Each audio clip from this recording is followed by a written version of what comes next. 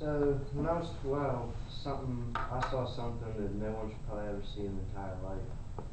I was shooting with my dad at the shooting range by my house on Christmas Eve. I wanted to use my gun the day after Christmas to go hunting. And I heard this man yell help and looked over to my right and he dropped to his knees. And I thought, what the heck could be going on? So I ran over and tried to ask the guy and he couldn't respond to me. But he was breathing like once every 30 seconds. I thought he was having a heart attack because he was an older guy, like late 60s. And so I rolled him over and took off his sweatshirt. And I saw this little spot of blood about that big on his chest. And here I looked like to his left and there were like 3 guns laying on the ground. And the guy accidentally shot himself in the chest. Like 3 years before, I went scuba diving in Florida and had to get trained in CPR and first aid. So I knew kind of what to do.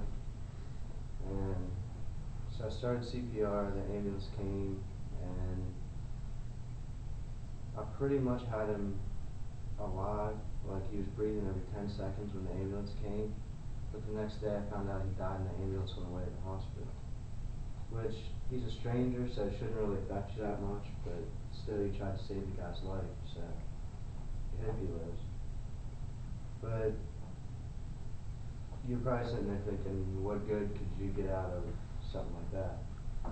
But ever since that day, I don't care at all what people think about me, which could be bad, could be good, because my mom would be like, you stink like a bar, you smell like cigarettes.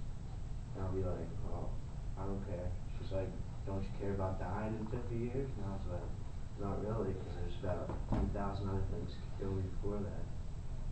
But I was just thinking, like, what if that gun would have been pointed at me? I was only from here to probably the second person back in the row away from him. Or what if I could accidentally shot myself in the chest? Because I've been around guns my whole life. And so this guy, he'd been hunting since he was like 12, just like I was. Another thing I learned was to never be stressed out about anything, because who wants to go through their whole life pissed off? Like, I get tests back and do bad on it, I'm like, oh well, this isn't going to affect my whole life. The question I want to leave you with is, what good could you draw out of the worst thing that's ever happened in your life? There's always something good that you can draw out of that. You always have to look on the positive side, because who wants to go through their whole life sad or pissed off? I just want to leave with that question. Thanks.